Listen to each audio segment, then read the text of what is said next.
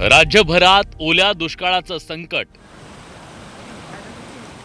काय करू आता कसं करू 30 जिल्ह्यात 62 लाख एकरवरची पिकं पाण्यात. सगळं पिकाचा नासाडा झाला पा जवळजवळ 100-200 एकर जमीन खरडून गेली. बळीराजाचा मदतीसाठी टाहो. नाही जर नुसत्या शासनाने काही नुकसान भरपाई दिली आत्महत्या करण्याशिवाय दुसरा मार्ग नाही.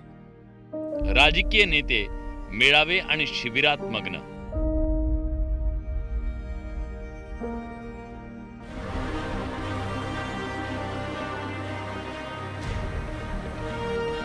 शेतातल्या उभ्या पिकाचा अक्षरशः चिखल झाला. हातातोंडाशी आलेला घास पावसाने हिरावून घेतलाय. खरीपाचं पीक मातीमोल झालंय. आसमानी संकटानं बळीराजाच्या स्वप्नांचा अक्षरशः चुराडा केलाय. काही पोळे पुढून गेले. किती गेलं सगळं? विषय करे ना दोघं सगळं गेलं, खलास. काही राहिलं नाही. मुसळधार पावसानं होत्याचं नव्हतं केलंय. मी भवानी मी राहतो. चुलत्याची विषयकर आहे आणि काल भावानं मला 4 वाजता फोन केला.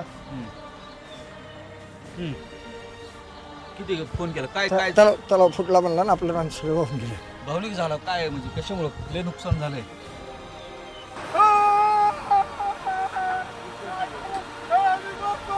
शेतकऱ्याच्या डोळ्यात अश्रू दाटलेत. एकीकडे हे चित्र असताना ज्यांच्याकडे बळीराजा मदतीसाठी डोळे लावून बसलाय ते राज्याचे नेते मात्र स्थानिक स्वराज्य संस्थांच्या निवडणुकीच्या तयारीत मशगूल आहेत. सत्ताधारी भाजपचे विजयी मेळावे सुरू आहेत, तर उपमुख्यमंत्री अजित पवार पक्ष कार्यकर्त्यांचं मनोबल वाढवण्यासाठी चिंतन शिबिरात बिझी आहेत. एकनाथ शिंदे पक्ष प्रवेश करून घेण्यात बिझी आहेत, तर ठाकरे बंधूंच्या बैठकांचं सत्र सुरू आहे. काँग्रेसचे ठिकठिकाणी रोजगार मेळावे होत आहेत, तर शरद पवारांच्या राष्ट्रवादीनं शेतकऱ्यांसाठी मेळावा घेतला. बळीराजाचे कैवारी म्हणून घेणारे कोणीही शेतकऱ्यांच्या मदतीसाठी पुढे आलेले नाहीये. राज्यातल्या 36 जिल्ह्यांपैकी 30 जिल्ह्यातल्या 195 तालुक्यात आणि 654 महसूल मंडळामध्ये 62,17,540 एकर शेतीचं मोठं नुकसान झालं. कापूस, सोयाबीन, तूर, मूग, उडीद, मका, ऊस, कांद्यासह भाजीपाला आणि फळांचंही मोठं नुकसान झालं. अतिपाऊस झाल्यामुळं पिकाचं पूर्णपणे नुकसान होऊन मका, सोयाबीन, तूर, उडीद आणि ऊसाचं पूर्ण नुकसान झालंय. तात्काळ सरकारने आर्थिक मदत करावी. 1 महिना झाला सतत पाऊस आहे. सततच्या पावसानं अतोनात नुकसान झालेलं, प्रत्येक शेतकऱ्याला झळ पोचलेली याची. 5 वेळेस गावात महापूर आल्यामुळं जनता त्रस्त झाली. सगळ्या घरोघरी पाणी शिरलं, तरी सध्या एक पीक राहिलेलं नाही. गावातलं काय अन्नधान्य, जनावरं, शेळ्या, जमीनचं तर काय धान तर खरून गेलंच गेलं, पण ही माती सध्या राहिली नाही. व्याजाने पैसे काढून हे पीक उभं केलेलं आहे आणि अख्खं पीक गेल्यामुळे आम्ही करायचं काय? सगळं अख्खं खरडून गेलंय. तुम्हाला सांगतो, दळणवळण सगळं स्टॉप झालेलं आहे. या बाबतीमध्ये संपूर्ण परिस्थितीचा अंदाज हा राज्यातला सगळा घेतला जाईल आणि घेतल्यानंतर राज्याचे मुख्यमंत्री, दोन्ही उपमुख्यमंत्री आणि आमचे मंत्रिमंडळातले सगळे ज्येष्ठ सहकारी म्हणजे त्या बाबतीमध्ये तो विचार करतील. च्या नेतृत्वाखाली गेले 4 दिवस संबंध देशभरातील नेते मराठवाड्यात आलेत, विदर्भात आलेले आहेत, ते दौरे करतायत.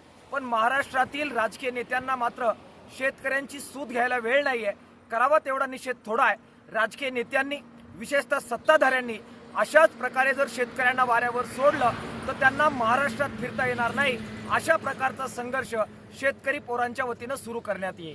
एकीकडे कांद्याचे दर घसरल्यानं संकटात असताना दुसरीकडे मनमाड बाजार समितीत लिलावाच्या ठिकाणी शेड नसल्यानं कांदा भिजून खराब होतो.